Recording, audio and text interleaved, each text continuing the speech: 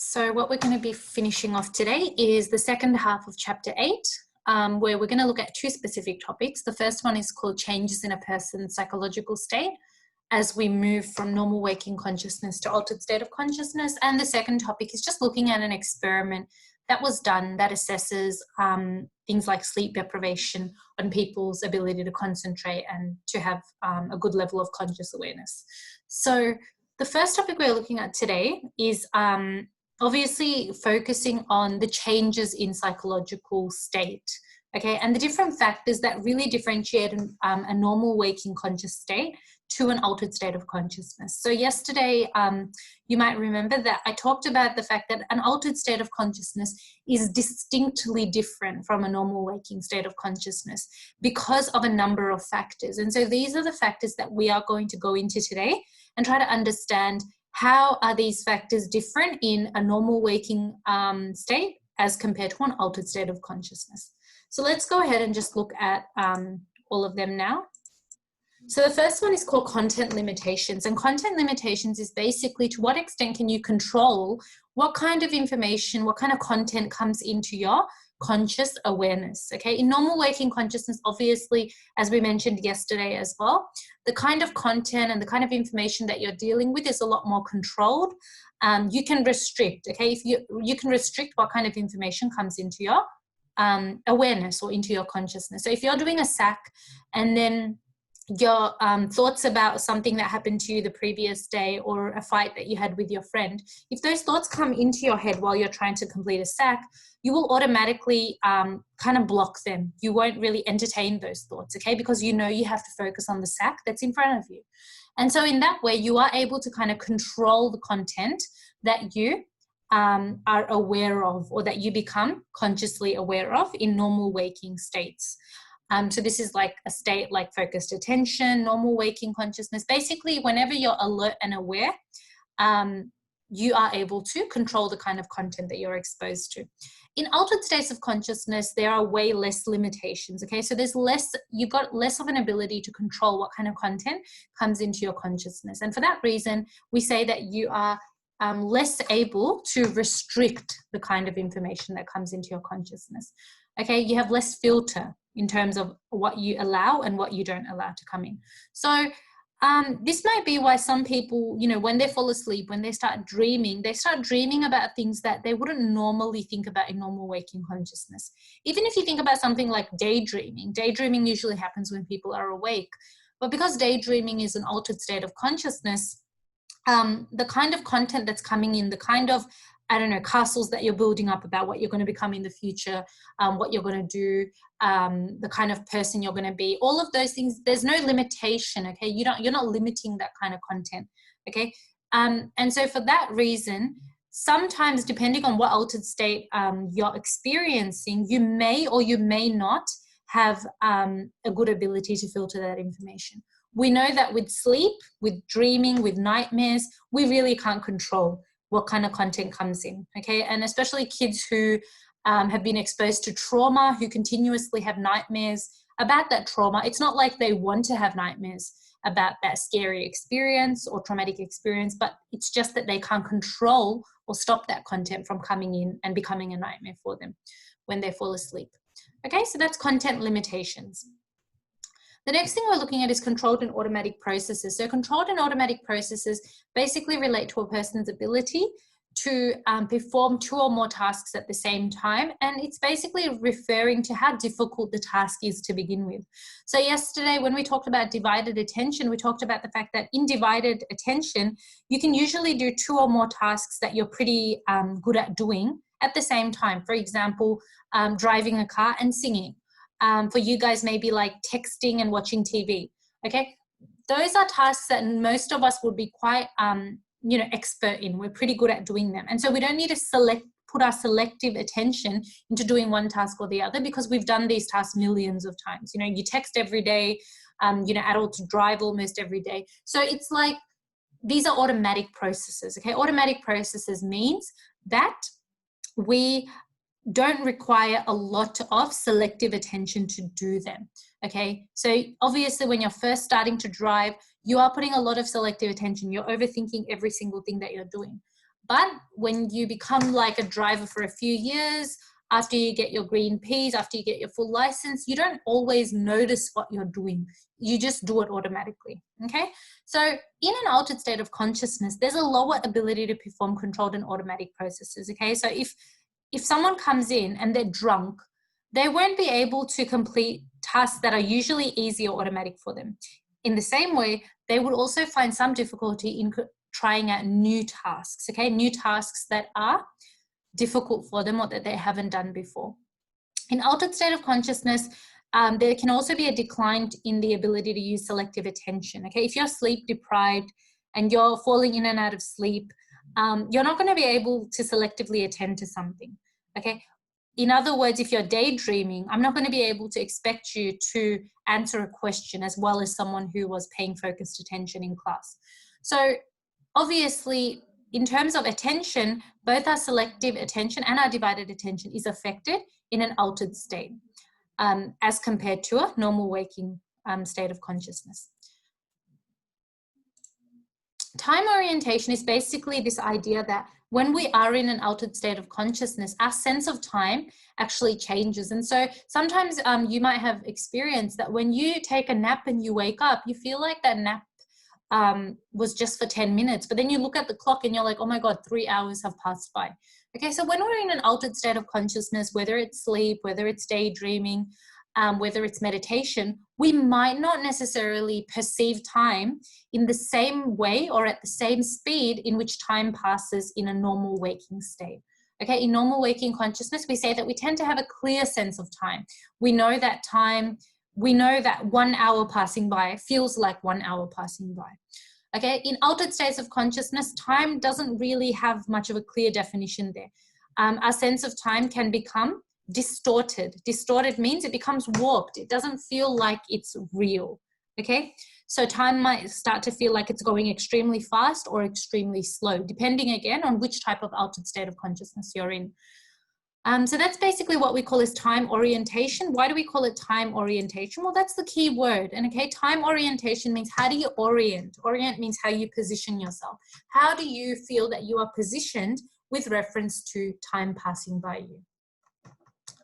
The next factor we're looking at then, the next psychological change in psychological state is called emotional awareness. And this is referring to how aware we are regarding our emotions and how we express our emotions when we're in a normal waking conscious state compared to an altered state of consciousness. Okay, and this is like, you see this in every single like, you know, teenage movie, or even honestly like movies like, you know, any kind of like movie that you watch in popular culture, you will be able to have a, you know, you would have observed this. So in normal waking consciousness, for example, the girl will be completely, or the boy will be completely confident. They'll be completely able to control their emotions. Okay. Even if someone really makes us feel frustrated and so furious, we will not lash out at them. We can control that emotion.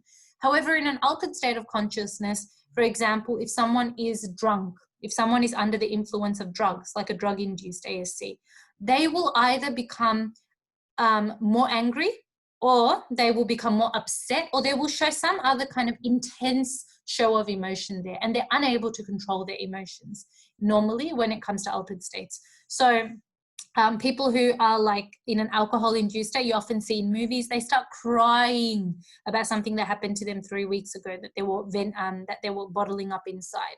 You know, people who get angry while they're in an alcohol-induced state will punch someone. You know, there's a lot of violence that comes out of high alcohol consumption. And one of the reasons for that is that we cannot control the emotions which actually preempt, or which actually precede that violence that occurs. Okay, so basically that's what emotional awareness is about. It's about our ability to show our emotions, express our emotions, and control our emotions. And we obviously do it a lot better in normal waking consciousness. The next thing is referring to our ability to control our behaviors, okay? So be very careful when we talk about this concept of self-control. It's not about controlling your emotions, okay? We've got a separate factor for emotions, which was the previous slide here. The main factor that we're looking at when we talk about this concept of self-control is our outward behaviors, okay? Referring mostly to physical behaviors. So our ability to, for example, walk in a straight line. You see in all those American movies, I've never really seen this ever happen in real life, but you see in those American movies and TV shows, they pull over the guy and they're like, "Sir, can you step out of the car?"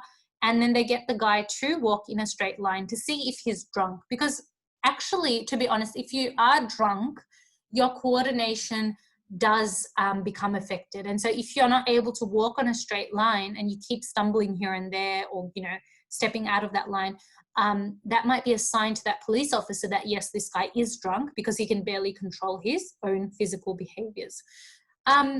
It's also referring to other things like our ability to control our physical behaviors, like, you know, that are fueled by emotion as well. So the emotional awareness and self-control are very much linked, because like I said in the previous slide, when you are furious, you are more likely to punch somebody out. And the minute you start punching somebody out, that becomes a concept of self-control, that you don't have control over your physical behaviors.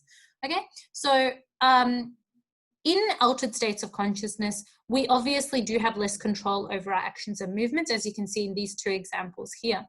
In normal waking consciousness, though, we tend to have better self-control. So even if this guy makes Barney angry, you know, Barney might be able to maybe control his behaviors, okay? Maybe if he wasn't in like a permanent alcohol-induced ASC. But yeah, basically that's what we talk about when we talk about self-control. It's about your ability to control and manage your behaviors. Behaviors referring to physical outward actions that are observable, okay? People can see you doing that. Alrighty. The next thing that we're looking at is perceptual and cognitive distortions. So perceptual and cognitive distortions is also a change in a change in psychological state that occurs as we move from a normal waking conscious state to an altered state of consciousness. And so when we're looking at perceptual and cognitive distortions, the word distortions actually means something that isn't normal, something that isn't following a normal pattern or a normal progression. Okay, so distortions means that it's not following the typical or normal pattern of how that behavior or how that perception should be shown. So when we're referring to perceptual distortions, we're talking about things relating to our senses and how we perceive our senses. Oops, can't write with this pen. Senses. Okay, cognitive is referring to issues or problems that we start to have with our ability to think, with our thoughts, okay, with our ability to process information, memory, all that kind of stuff. Cognitive relating to brain processes. Okay, so obviously, if I'm going to define this entire term in one go, I would say that perceptual and cognitive distortions refer to the degree of awareness about our feelings, for example, pain. Any of the feelings we get from our senses, could be noise, could be sights, could be sounds, could be even touch. Thoughts and memories. So thoughts and memories go more under this banner of, go more under the banner of cognitive, okay? Not relating to perceptual, but relating more to cognitive. Okay, so when we're talking about, okay, how are our perceptions or our ability to experience sensations, how is that different in a normal waking conscious state compared to an altered state? Well, in normal waking consciousness, our perceptions, our ability to see things, hear things, feel things like pain, all of these are generally realistic and normal, okay? Realistic and normal meaning that we show a logical kind of reaction, okay? We don't overreact, we don't underreact, we just react as normal. If someone comes and pinches you and you say, "Oh my God, why do you pinch me? That hurts." That's a normal reaction, because anyone should show that reaction. Now, when we think about cognitive, how does our cognitive aspect or cognitive skills, how are they shown in normal waking consciousness? Well, if you're in a normal waking state, your thought processes are going to be quite rational. You're going to think before you do things. You are going to be effectively able to store information. You're going to be able to use your memory quite well. And you're going to be able to think clearly, okay, without any kind of cloudy or foggy memory or thought processes there.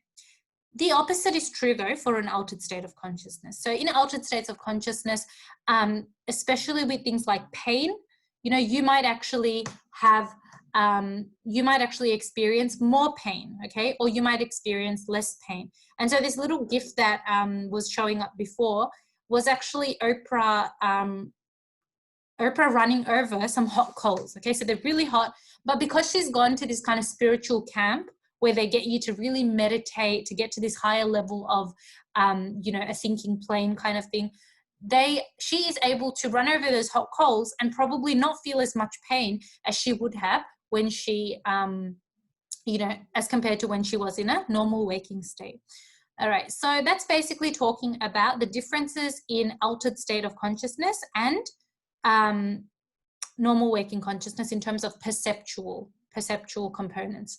When we talk about cognitive components, obviously in an altered state, you are not going to be as effectively able to store information, to think clearly, to retrieve information. And one example could be that if you're listening in class and you start daydreaming, you're not going to remember what the teacher might have been discussing while you were in your daydream, okay? So that's basically what cognitive distortions are, that once you go into an altered state, your ability to really process information effectively, remember things effectively, think clearly and logically, all become affected in a negative way. Okay, and this is why some people who might be in an alcohol-induced or drug-induced altered state of consciousness, they might say, oh, the colors in this room are so bright. You know, why is the light so intense? Can you turn it down? Or if they're in a car with some friends, they might be like, why is the music so loud? Can you turn it down a little? Okay, so basically, and you know, if someone was to pinch them like really softly, they might be like, ouch, that kills. Why did you do that? So essentially, their perceptual and their cognitive abilities become distorted, okay? That ability to sense those perceptions or those feelings becomes distorted. Their ability to use their cognitive skills like thinking, memorizing, reasoning also become distorted. And I've already mentioned this before, but you do need to know how to differentiate between perceptual and cognitive distortions. So perceptual distortions refer to how we perceive our senses. So basically, perceptual coming from the word perception, which is related to senses, and distortions coming from the word distort, which means to change something or to warp something, okay? And to take it to a stage that is abnormal or atypical. So perceptual distortions refers to problems or issues we might be having with how we see things, hear things, smell things, how we feel pain, how things might taste, even with temperature. So if you're in an alcohol-induced state, or you know, if you are in a drug-induced state, or you're in hypnosis, or you're in meditation, the temperature of the room might actually feel a little bit warmer maybe than if you were in a normal waking state. Cognitive distortions, again, refers to all our cognitive skills, so ability to think, reason, process information, commit information to memory. All of these things come under your brain-based skills, which is our cognitive skills. Okay, so even though the term itself is just one big term here, it looks like we combine them, but I do need you guys to learn these as two separate things, okay? Because Vika could only ask you to give a definition or to explain perceptual distortions. They could only ask you to explain cognitive distortions. Okay, they might give you a scenario where only cognitive distortions are apparent in the character or in the person, but we don't see any perceptual distortions. So you do need to understand them as two separate concepts. All right, and the last topic we're basically going through today, and which will basically conclude chapter 8 for us, is going to be Dawson and Reid's classic study, which was basically a study where they looked at the effect of sleep deprivation on people's ability to be aware and alert and you know, conscious of the environment around them. Okay, and their ability to basically conduct a task when they were sleep deprived. So what Dawson and Reid did was that they got a bunch of participants. Now, we don't need to know the specific numbers and things, but they got a group of people, and they asked those, they basically divided this into into groups, experimental and control.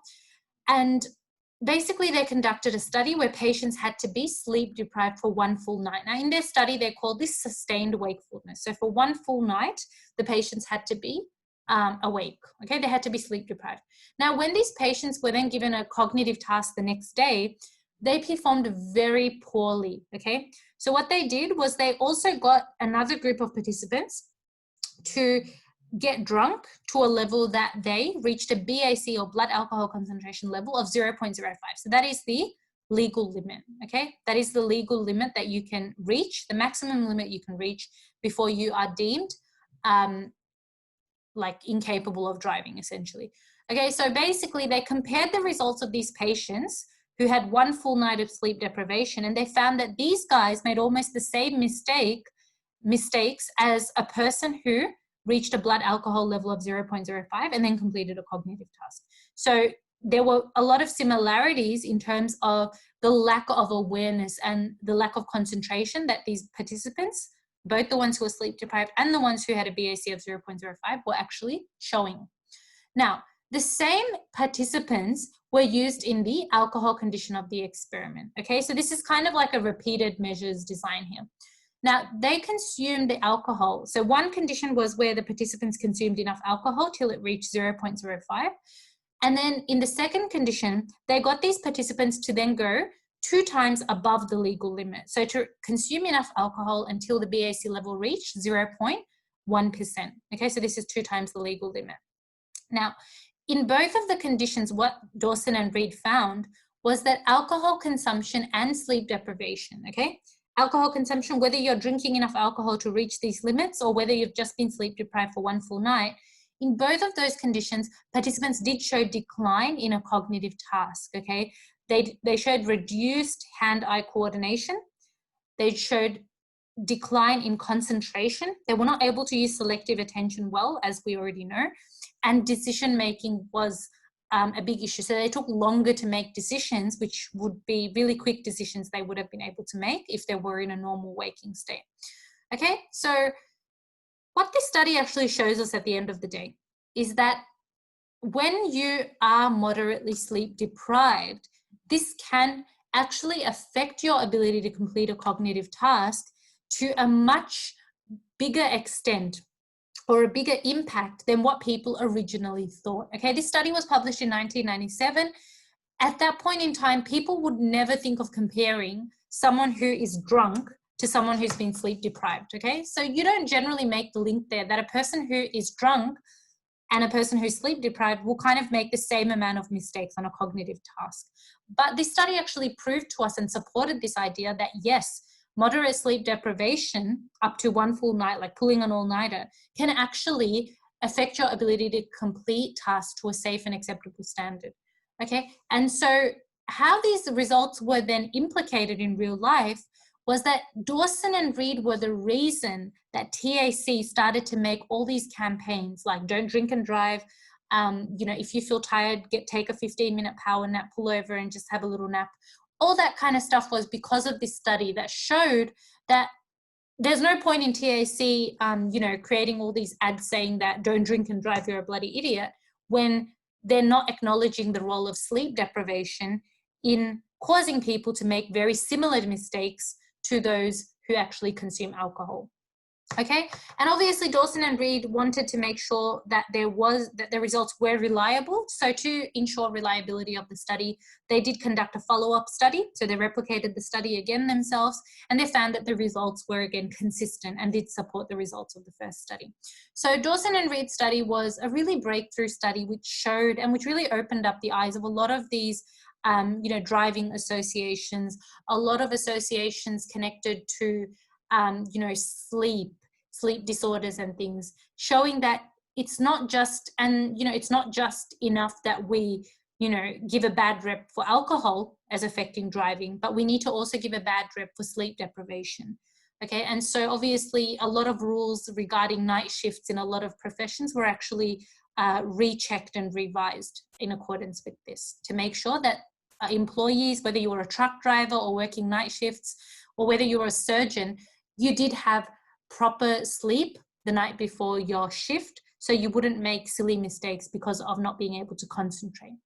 Okay, so that's basically what this study is talking about. And this is just a little graph that's just showing you the mean performance as a function of the hours of wakefulness. So you can see that obviously the kind of you've got the blood alcohol concentration on this side, and then you've got the mean relative performance on this side. And you can see that the performance actually drops the higher the number of hours of wakefulness is. Okay. Now, this is just, again, just summarizing what I said before, but giving you a little bit more detail in terms of the actual numbers. So this is a good slide to also read through. Again, after 24 hours, after one full night of sleep deprivation, as we mentioned on the previous page, the psychomotor performance declined and now resembled that of a person who had a BAC of 0.1. So when they're asleep, when they are sleep deprived for 17 hours, just remember the numbers, because you do get, sometimes in multiple choice, they will choose to assess you on this. So when people were sleep deprived in Dawson and Reid study for 17 hours, their performance or the level of mistakes they made on that cognitive test resembled a person with a BAC of 0.05. That should be a C, not an L. I don't know why that's an L. Yeah. And after 24 hours of sleep deprivation, the number of mistakes the participants made on the test resembled the cognitive performance of a person who had a BAC, which was twice the legal limit, which was 0.1. Okay, so that's basically just a few important numbers that you should probably know there, just for the sake of multiple choice, and just for your own knowledge, because again, this is the only study, like the only experimental study that we look at in chapter 8. So it is important that you know it quite well. Okay, this is just a power nap TAC campaign video, and this is going to show you, this was one of the first videos that was published. And if you look at the year that it was published in the title, you'll notice that this video was actually published following the publication of the results of Dawson and Reid study. This is when TAC started to say, no, we do have to focus on the impacts of sleep, that sleeping behind the wheel can be deadly, and that, you know, people can die from it. And so this is when TAC started to make their campaigns on things like power naps. So it's really good if you guys watch this video. It's very short. It's just like a TV ad done by TAC in the early 90s. And they obviously did many more similar ads relating to power naps and not sleeping behind the wheel, not driving if you feel tired. But this is one of the earlier ones connected directly to the study that we are doing. So have a look at this, have a little watch of this anyway. And that brings us to basically the end of the chapter. So if you have any other questions or you're a little bit confused about anything, feel free to email me or just bring it up in our next Zoom session, and I'll try to clarify that for you. But yeah, for now, that's about it. So I hope this pre-recording was helpful, because we don't want to fall too behind in the content as well. So hopefully this pre-recording for the second half of chapter 8 will help you to understand the concepts covered in the second half. Alrighty, so yeah, that's about it for today. So all the best, and just make sure you finish up all your questions for chapter 8. Bye.